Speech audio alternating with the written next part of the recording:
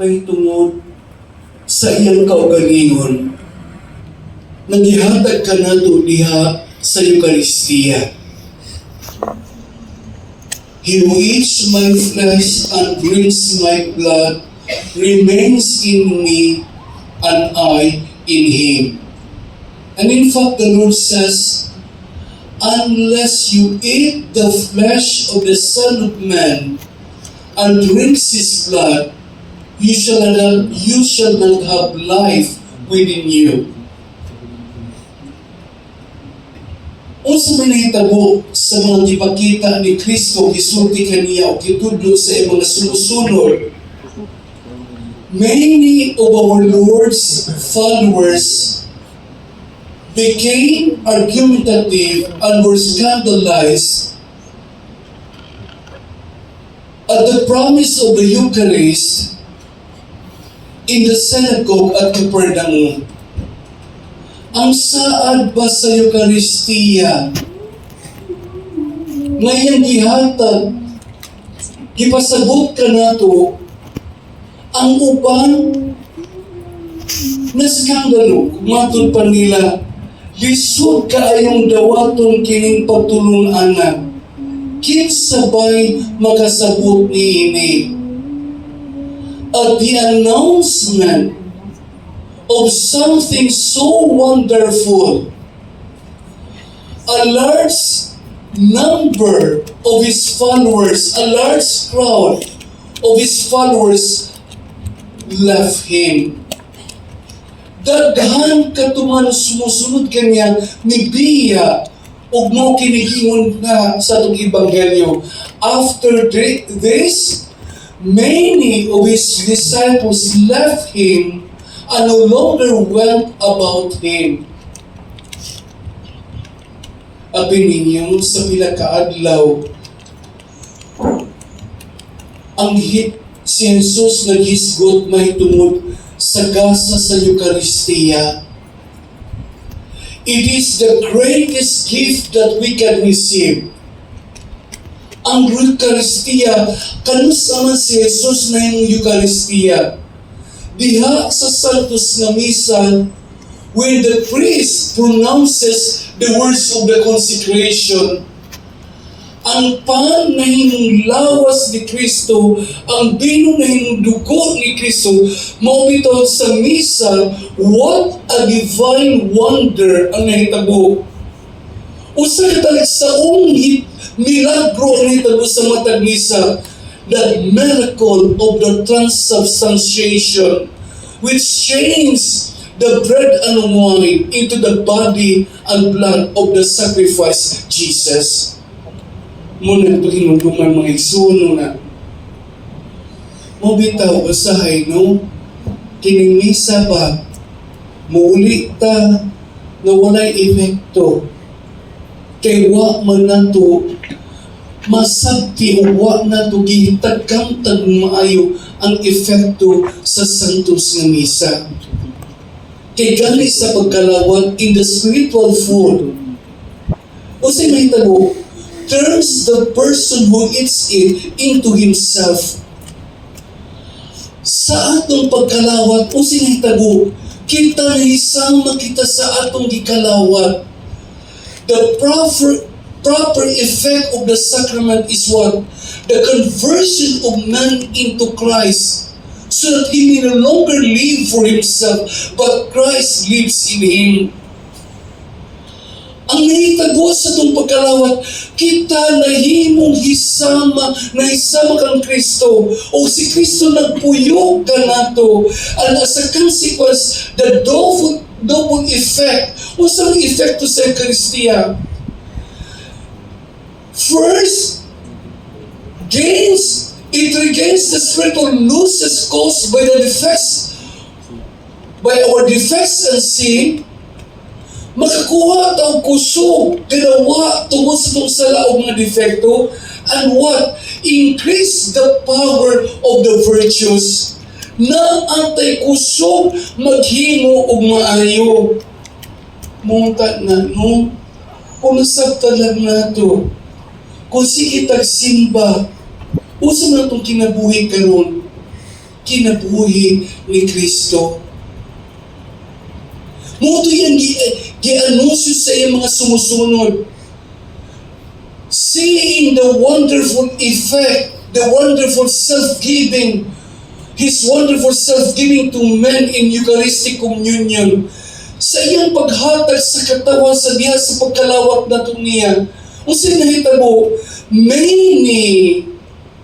The reply was to turn their backs. Daghan ang mitalikod kaniya. And it was not the crowd as such, but His disciples who abandoned Him. Dili ang crowd, kundi ang iyang masusunod, nibiya kaniya. But the 12 remain faithful to their Lord and Master. Ang 12 nagpabilin sila niya kang Jesus. Perhaps they do not understand much about Him, about His promise, but they remain by His side. Siguro wa siya kay kasabot sa iyang gisaad kanila apan nagpabilin sila. Because usa na ilang nakuha, living with Him day after day. Nakita nila na siya ang tuburan sa kinabuhi nga way katapusan. Mo bitaw unsay tubag ni Pedro sa diha nga nangutan si Jesus kamo usab biya pagkanako. And what is the reply of Peter? Lord, to whom shall we go? You have the words of eternal life. Mga isuon, unsa man kini para nato karon? We Christians live in a privileged times for giving testimony to faithfulness. Karon ba, muli panahon nato karon nga magpakita tag usa ka saksi sa pagkamakanunayon o pagkamatinud-anon. Giving testimony to the virtue of faithfulness, a virtue which is at times undervalued. Karong panahon na ba, kini nga hiyas, wa na tagain o pagtagad nga naman. We can frequently see infidelity as a man, infidelity in the priesthood life, infidelity in religious life, infidelity in married life, promises dishonored, betrayal to the doctrines and the person of Jesus Christ. Bisag asa ta karon makita nato nga daghan nato way pagkamangkanunayon diha sa pagkapari, diha sa pagkarelihiyoso, diha sa kaminyoon, sa atong mga saad, way pagkamatinud-anon, sa atong pagtuo, sa atong pagtulong sa atong simbahan, betrayal to the doctrines and teachings of Jesus Christ. Abi ninyo ron, daghang kay Katoliko karon, mutuo lang sa ilang gustong tuuhan, ang dili po. Labi na the controversial teachings karon, labi na about contraception. Ang di paggamit sa mga contraception, mo yun ang simbahan ni Ana. Apan, daghang kay Katoliko naggamit ni ini. Unsa may gingon ni Padre Pio, those who practice contraception are on the way to hell. Padulong sa impyerno. Mga pagtulungan bahin sa pagkamakanunay sa itong pagtuo, di nato dawaton. Faithfulness, reception of the tanang sa mga sakramento. Kini kanong bayano ang atong panahon, kinahanglan yun nato ang pagkamakanunayon na antay bagong Santo Papa. Atong isang adlaw, nagpaabot ko sa White Smoke, alas 12 kape sa gabi, Ligawas ang wives mo. Nidunay usa ka pari sa Manila gi-interview. Unsa imong expectation sa usa ka Santo Papa? Og ningon siya nga kung git-ampog sa usa ka Santo Papa, usa ka Santo Papa nga balaan. Kay mo bitong gitawag ang Santo Papa, Your Holiness. Nang makita kung nato makita ang Santo Papa, makita nato ang Dios. Kitang Kristiyano, kinsa unta ang makita nato, we are called Christians. Christians sa ito pa na ang unta si Kristo. Kaya kung kuha na si Kristo, unsay mabilin, iyan ay ang nothing. So kinabuhi unta ni Kristo na ang nato. And what the apostles show us, unsa man ang gitudlo ka nato sa tukpang apostoles, the apostles show us that the virtue of fidelity is founded on love. Ang pundasyon sa itong pagkamakalunayon, gugma. They are faithful because they love Jesus Christ. In the midst of defection, they remain faithful. Only one betrayed him. Usara ang nibudhit kaniya. Nanong nibudhit man siya? Because he stopped loving. Sa kaminyoon, sa atong pagkapari, pagkarihusong, then unsa man ang tuburan sa atong pagbudhi, kung wa na kita'y gugma. Mga bitaw, unsa may tambag ni St. John Paul II, make an effort to seek, make a particular effort to seek Jesus and attain a deep personal faith which influences and directs your whole life. Make a particular effort to seek Jesus.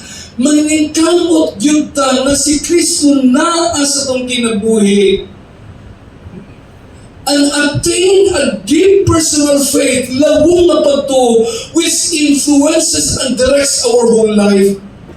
Kana bang pagtuo nga atong hinusaman, atong hubaron sa atong kinabuhi, o sa itudlo sa itong simbahan, atong puyan, mauna nga mo'y mugiya o mudirekta sa itong kinabuhi. But the Holy Father says, but above all, may your plans and commitments consist in what? In loving Jesus, in a sincere, genuine, and personal love. Maningkamot ang amoy kugman ni Jesus. In what way? In a sincere, genuine, and personal love. He should be your friend and support along the way of life. He has the words. He has only the words of eternal life. Kinsa man ang atong amigo diha sa atong panaw sa atong kinabuhi, si Jesus. Mga bitaw nung kini ko nung pagkamakanunayon, the virtue of fidelity should pervade all different areas and expressions of a Christian's life.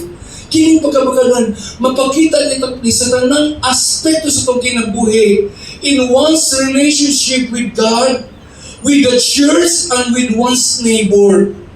Sa itong relasyon sa Ginoo, unsa man ang itong kinabuhi diha sa grasya, sa itong simbahan, naa nato ang pagpaminaw sa itudlo ka nato, sa itong isikataw, naapod nato ang paghigugma.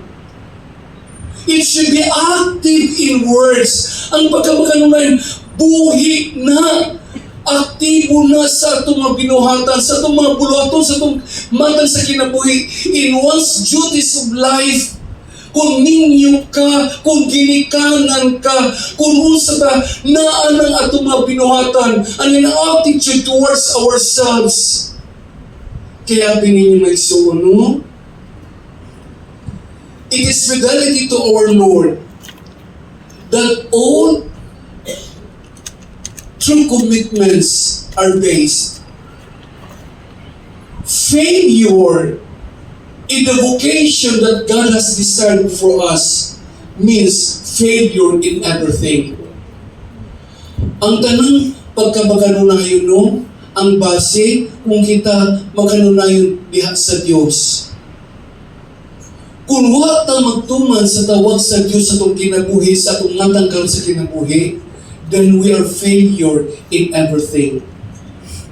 Muna bitaw no, mientras buhi pa ta, as long as we live in this world, our life is a constant struggle between love and giving in to lukewarmness, to our passions, and to comfort seeking. Mientras buhi pa ta, usa na itong kinabuhi, usa ka pakigviso between sa itong gugma sa Ginoo o bugin inta sa itong pagkataphaw-taphaw. Giving in to lukewarmness, giving in to our passions. Kung kita nagpuyot lang sa katagbawan lang sa mga butang sa kalibutan o kalipay sa kalibutan, ano sa to comfort seeking. Di ta gusto magsakripisyo, di ta gusto mag-antos ang kita makanunayan sa Ginoo. Mga igsoon, faithfulness is forged each day by struggling against whatever separates us from Him.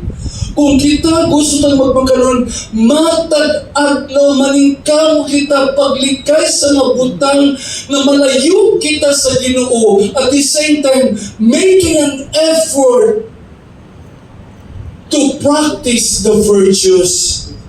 Maningkamo sa ta ng mutubo sa ta sa mga hiyas. Then we will be faithful. When times are good and when they are difficult, when it seems few remain by our Lord's side. Diha umaningkamo ta, then makita nato ang atong pagkamatinud-anon. So karon, atong pangayoon ng tabang sa mahal na Birhen, sa atong pagkamaganunan, Padre Pio is an example of faithfulness. Sa iyang mga pag-antos, iyang gidawat kini, he suffered the stigmata for 50 years. Di lang 5 katuig, 50 katuig. How painful it is. Sa iyang biography, just to replace sa samad o pahiran o bandahin ang iyang samad, how painful it is, but he bore everything with patience and with love. Kita gamay lang pag-antos, mo reklamo dayon, mo biyat dayon. Let us ask Padre Pio to teach us also. Our Lady, ang atong mahal na inahan, na naaapod niya ang pagkamakanunayon, na the remaining days of our life be a life of faithfulness. Abi ninyo, matod pa ni St. Teresa, on the evening of life, we shall be judged on life. Sa atong kinabuhi, nung hindi kamatay na to, ang hukumin na to sa atong kuma, kaya kung nangkugma na ang pagkamakanunayon. May the names of Jesus and Mary be praised, now and forever. Amen. Amen. Manindog kitang tanan.